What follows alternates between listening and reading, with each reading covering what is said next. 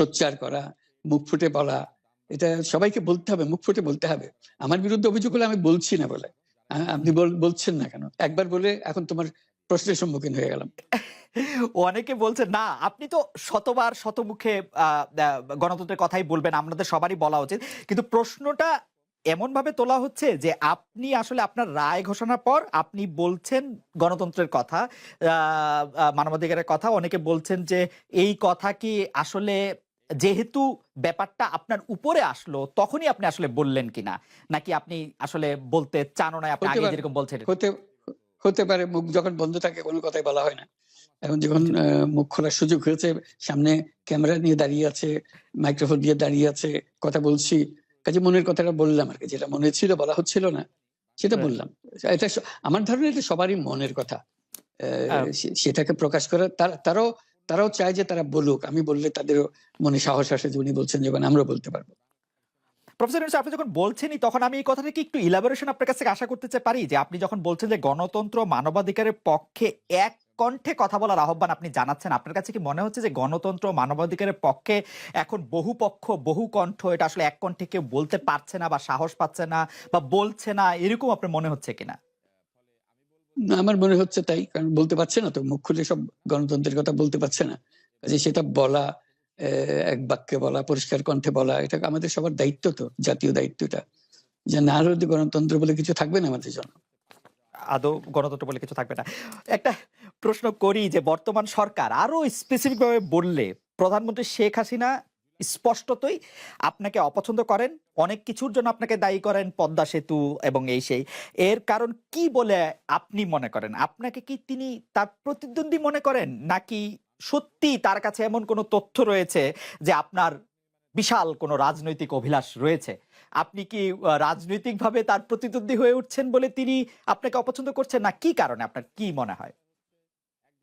আমার মনে হয় উনি মনে করেন যে আমি স দেশের সর্বোচ্চ ডাকু, সন্ত্রাসী কিংবা আমি অপরাধী, আমি আম আ সেরা অপ আম চোর, এই জাতীয় জিনিস মনে করেন। কাজেই সেগুলো ব্যাখ্যা করেন উনি তার মুখে।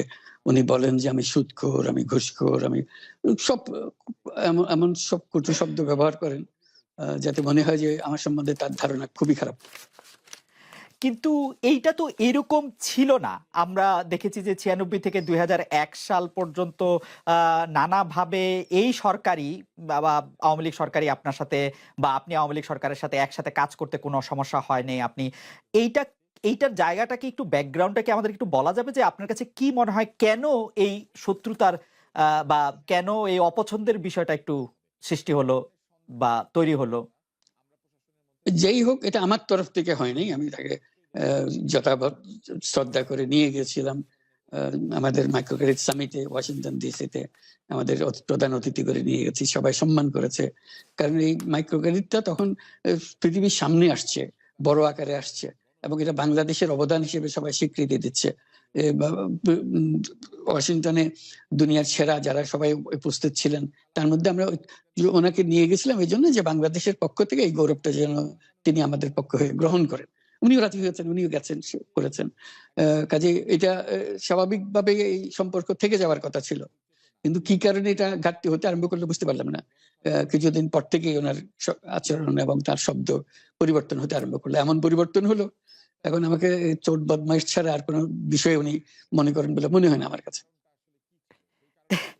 আসলে এটা নিয়ে কথা বলাটা একটু বিব্রতকরই। কিন্তু আ কেউ এটা বলে থাকেন যে বিশেষ করে ওই যে ২০০৭ সালে যে 111 এর সরকার আমরা যাকে বলি, আ তাদের যে বিরাজনীতিকরণের একটি চেষ্টা, সেই চেষ্টার মধ্যে আপনার অংশগ্রহণ আছে কিনা? যদিও বারবার বলা হয় যে আপনি আসলে সেই ক্ষমতাটা দখল করতে চেয়েছিলেন। অথচ আমরা আ উল্টা শুনেছি, আপনার মুখেও শুনেছি, যারা ওই সময় কুশলীন ছিলেন তাদের মুখেও শুনেছি যে আপনাকে আসলে অফার করা হলো, আপনি সেটি ফিরিয়ে দিয়েছিলেন। কিন্তু কেউ আবার বলে থাকেন আপনি একটা লম্বা সময়ের জন্য চেয়েছিলেন। এইটি কি একটা কোনো কারণ হতে পারে? এই ব্যাপারটি কি আমাদের দর্শকদের জন্য মানে বা ইয়েদের জন্য একটু আপনি পরিষ্কার করবেন যে আপনি আসলে আ রাষ্ট্রের সর্বোচ্চ ক্ষমতায় বা রাজনীতির জায়গায়, দেশ পরিচালনায় সেগুলিতে আপনি আসলে আসতে চেয়েছিলেন কিনা, চান কিনা? বা ওই জায়গা থেকে আ যদি চাইতাম, খালেদ যদি চাইতাম তখন যখন মিলিটারি আমার বাসায় এসে বসে রইল সারারাত আমাকে রাজি করানোর জন্য। আমি তো লুফে নিতাম, রাজি করানোর জন্য বসে থাকতে হবে কেন? আমি যদি ক্ষমতায় চাইতাম বলে যে আজ চলেন চলেন কি করতে কি কোন জামাটা পড়তে হবে দেখিয়ে দেন, এখনই যাচ্ছি। আমি তো সেটা করিনি, তাদের সঙ্গে তর্ক করেছি, সারা রাত ধরে তর্ক করেছে যে না ভাই আমাকে দিয়েন না, আমি এই কাজের উপযুক্ত না, আপনারা অন্য লোক খোঁজেন। তারা আমার উপরে মন ঠিক করে ফেলেছে আমাকে নিতে হবে। আমি বারে বারে বলতেছি তাদেরকে, তো তারা নিরাশ হয়ে ফিরে গেল, বললো যে সকালবেলা আবার আসবো, সকালবেলায় আসলে তখন আপনি আমাদেরকে বলেন যে রাজি আছেন। আমি বললাম যে না, সকালবেলা আসলে একই কথা পাবেন, কারণ আমি তো এটা এমন কিছু না যে মনের মধ্যে সন্দেহ রেখে দ্বন্দ্ব রেখে আপনাদেরকে বলছি, অত্যন্ত পরিষ্কার ভাবে আপনাদের কাছে বলছি। ঠিক আছে, তা না হলে তো আমি সঙ্গে সঙ্গেই রাজি হয়ে যেতাম। কে ছাড়ে যাও আপনাকে, দেশের পুরো সরকারের প্রধান হবার জন্য আহ্বান জানাচ্ছে, বাংলাদেশে এরকম কয়জন মানুষ আছে বলে যে না আমি এই দায়িত্ব গ্রহণ করব না। আমি তো করলাম সেটা, এখন আমার নামে বলা হচ্ছে 10 বছর চেয়ে। আমি বছর নিয়ে তো প্রশ্নই ওঠে না। প্রশ্ন হচ্ছে আগামীকাল সকালবেলা আপনি শপথ গ্রহণ করবেন এই কথা। আমি বললাম যে না, করবো না। তারপরে এরপরে তো কয় বছর কয় কাণ্ড, আমি 10 বছর দিয়ে কি করবোটা কি আমি 10 বছর দিয়ে? আমি তো বলছি আমি এই কাজের জন্য নই। দেশে আমার দেশ পরিচালনা করা আমার দায়িত্ব না, আমার কাজ না। আমি জানি না এটা কিভাবে করতে হয়। আমি যেটা জানি সেটা করি। আ মেক সেন্স। দ্যা আপনার মেয়ে মনিকা ইউনুস সম্প্রতি একটি সাক্ষাৎকার দিয়েছেন CNN এ। সেখানে আমি তাকে একটু যদি অনুবাদ করি তাহলে সেরকম আ আ মা পড়তে পারবো যে আমি তাকে উদ্ধৃত করছি যে, "কোনো এক সময় প্রধানমন্ত্রী শেখ হাসিনা ও ডক্টর ইউনুস একসঙ্গে কাজ করেছেন। আমি আশা করি সেই সময়টা আবার ফিরে আসুক। শুধু গ্রামীণ কিংবা সংশ্লিষ্ট সব প্রতিষ্ঠানগুলোর ভালোর জন্যই নয়। যদি তারা আবারও একসঙ্গে কাজ করেন তাহলে সেটা চমৎকার হবে।" এই আ আ মনিকা ইউনুসের এই আশা কি আপনারও আ আ মানে একই রকম আশা কিনা যে আ প্রধানমন্ত্রী শেখ হাসিনা এবং ডক্টর ইউনুস একসঙ্গে কাজ করলে আরো কিছু চমৎকার কাজ হবে বা এটা আপনি আশা করছেন এরকম কি? এটা কি এটা কি এখন আমার জন্য করা যাচ্ছে না যে আমি আ নারাজ যে এটা করতে চাই না? তুমি ভাবখানা এমন করছো যেন আমিই আপত্তি করছি, আমি কাজ করতে চাই না। আমাকেও যে বললাম চোর বদমাইশ করে রেখেছে, সেখানে কাজ করার তো কথাই উঠছে না। আমার নাম উঠলেই উনার রাগ উঠে যায়। আমাকে সুদখোর না বললে উনার মন তৃপ্ত হয় না। আমাকে চুবিয়ে না ডুবালে, পদ্মা নদীতে আমাকে চুবিয়ে না ডুবালে উনার মনে শান্তি আসে না। ঠিক আছে, এখন আমি কি করে বলবো? ওনাকে বলতে তো হবে, ওনাকে যদি কিছু বলতে হয়। আ পদ্মা নদীর কথাটা যখন উঠলই, পদ্মা ব্রিজ সম্পর্কে যে কথাটা সরকারের উচ্চ মহল থেকে এটা বলা হয় যে, আপনি আপনার ক্ষমতা ব্যবহার করে বা আপনার পরিচিতি ব্যবহার করে বা আপনার যে একটা সাংঘাতিক রকমের গ্রহণযোগ্যতা সারা দুনিয়াতে আছে, যেটি আসলে ওয়ার্ল্ড ব্যাংক সহ অন্য জায়গায় আছে, সেটি দিয়ে আসলে আপনি পদ্মা সেতুটা বাংলাদেশ যাতে ঋণ না পায়, সেটির জন্য আপনি চেষ্টা করেছেন। আম দ্যা এই ব্যাপারটা নিয়ে কি আপনি একটু কিছু বলবেন যে এটা আপনার বিরুদ্ধে একটা অভিযোগ? কি বলবো এটা বলো? এটা হাস্যকর একটা কথা, মুখ থেকে বলে ফেললো চোর ডাকাতের মতো, এটাও আরেকটা বলে ফেললো। এটাই সত্য হয়ে গেল। আমরা যে বারে বারে বিবৃতি দিলাম তখন এটা প্রশ্নই ওঠে না। আমরা বাংলাদেশের নাগরিক হিসেবে আমরা গৌরবান্বিত যে এই পদ্মা সেতুর উপরে আমরা একটা সেতু বানাতে হুম। পারবো। এটার জন্য আমরা সবাই চাই। কাজে এটা তো বিরোধিতা করার তো প্রশ্নই ওঠে না। কেন বিরোধিতা করব? দেশে যে একটা বড় রকমের ঘটনা ঘটতে যাচ্ছে সেটা তো আমরা সবাই সমর্থন করেছি। তিনি বলেই চললেন। এখন একজনে বলতে থাকলে তো আমার করার কিছু তো নাই। উনি এত শক্তিধর যে এখানে আমার কথা তো কিছুই থাকে না। উনার সব সরকারের যাবতীয় প্রচার যন্ত্র উনার হাতে। আমার তো কিন্তু এ আপনি তো আমার আপনি গলার যত তীক্ষ্ণ। আ আ আপনি তো কথা বলেন না। বললে তো নিশ্চয়ই আপনার সাথেও না, একটি প্রশ্ন আসছে যে আম আ আ পদ্মা সেতুর যখন উদ্বোধন করা হবে তখন কি আপনাকে নিমন্ত্রণ জানানো হয়েছিল? যে মানে রাষ্ট্রের পক্ষ থেকে এরকম বলা হয়েছিল যে আপনাকেও নিমন্ত্রণ জানানো হবে? বা আপনি মনে মনে আছে কিনা? মনে পড়ে না এরকম করছে। আচ্ছা, মনে নাই আচ্ছা, আমার। আচ্ছা। আম আ আমি একটু যে বিষয়টি নিয়ে আপনি আসলে শুরু করেছিলেন যে আপনার প্রতিষ্ঠান জবরদখল করা নিয়ে, সেই জায়গাটার মধ্যে একটু আসি।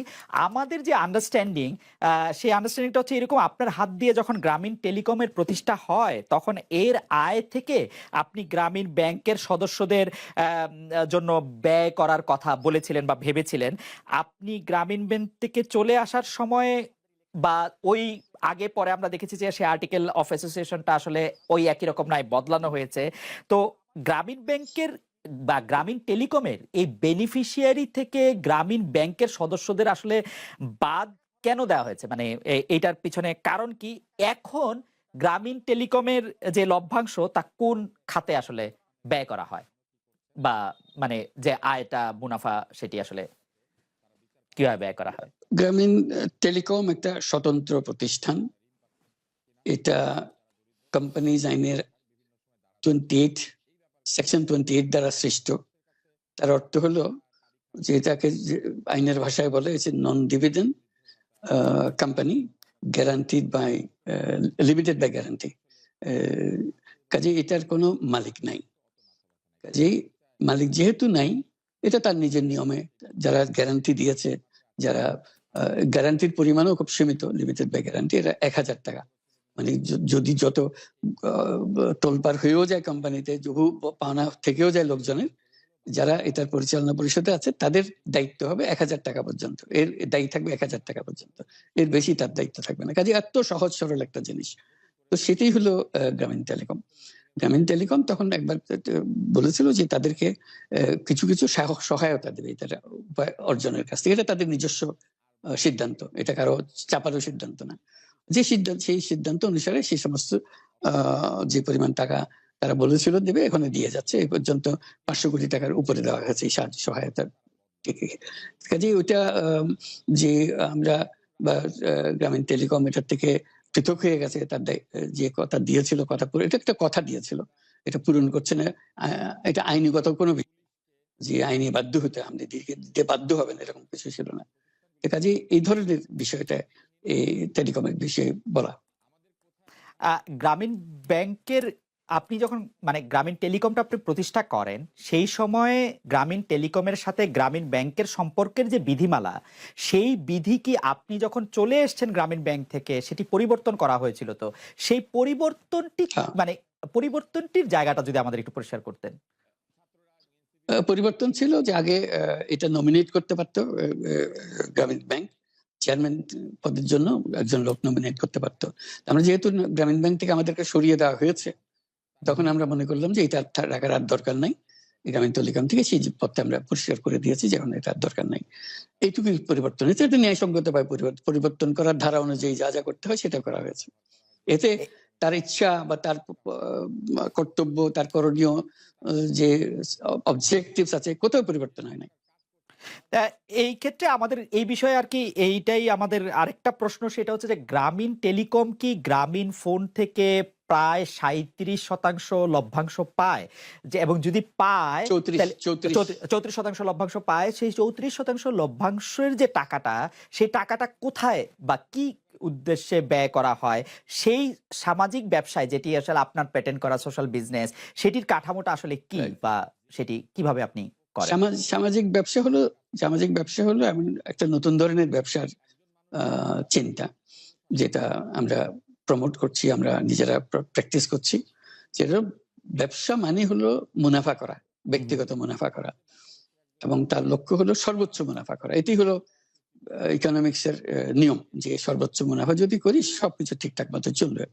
আমরা বললাম যে এটা ভুল জিনিস, যে সর্বোচ্চ মুনাফার মধ্যে দিয়ে মানুষকে এক রকমের নেশাগ্রস্ত করেছে। এই মুনাফার নেশার মধ্যে তাকে ঢুকিয়ে দেওয়া হয়েছে। এই মানুষকে এই মুনাফার নেশাগ্রস্ত মানুষ হিসেবে এটা আমরা কল্পনা করতে পারি না। আমরা বলছি যে এটা মুনাফা সে করবে, সর্বোচ্চ মুনাফা করবে, কিন্তু অন্য ধরনের ব্যবসা আছে। ব্যবসা এখন শুধু এক প্রকারের ব্যবসা আছে, যে ব্যবসাতে শুধু মুনাফা সর্বোচ্চকরণ, এটাই নির্দিষ্ট নিয়ম। আমরা বলছি আরেক রকমের ব্যবসা, যেটা হলো মানুষের সমস্যার সমাধান করা, মুনাফার জন্য কোনো রকমের ইচ্ছা তার না থাকা, মুনাফা বিহীন ভাবে, কোনো মুনাফা, ব্যক্তিগত মুনাফা না নিয়ে শুধু সমস্যার সমাধানের জন্য ব্যবসা করা, এটাকে আমরা বলছি সামাজিক ব্যবসা। এই অর্থ দিয়ে আমরা সামাজিক ব্যবসাগুলো প্রতিষ্ঠা করছি, একটার পর একটা সামাজিক ব্যবসা প্রতিষ্ঠা করছি, যে কারণে আমরা এটার মধ্যে শরিক হয়েছিলাম, যে আমরা পুরো গ্রামীণ ফোনকেই সামাজিক ব্যবসা করার চেষ্টা করেছিলাম। সেটা টেলিনরকে আমরা রাজি করাতে পারিনি। কাজে টেলিনর বলছে যে না, আমরা ব্যবসা করব। কাজে আমরা ওটা না পেরে শুধু গ্রামীণ টেলিকমকে আমরা সামাজিক ব্যবসা হিসেবে রেখেছি। এর থেকে যে মুনাফা হয়, মুনাফার সমস্ত টাকা বিভিন্ন সামাজিক ব্যবসা সৃষ্টির কাজে ব্যবহৃত, এখনো তাই হচ্ছে। গ্রামীণ টেলিকমের যে আয়, মানে অর্থাৎ 34% ফ্রম গ্রামীণ ফোন, তো সেটার বিভিন্ন সামাজিক ব্যবসার ক্ষেত্রে আপনি এটি ব্যবহার করছেন।